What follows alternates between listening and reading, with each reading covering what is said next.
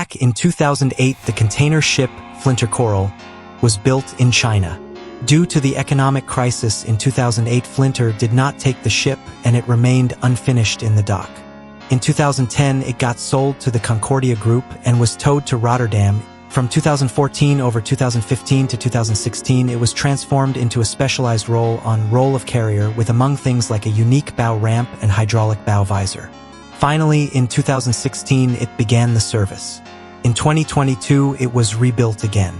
Born as a flop, transformed into a marvel of technology. The Rotra Vente,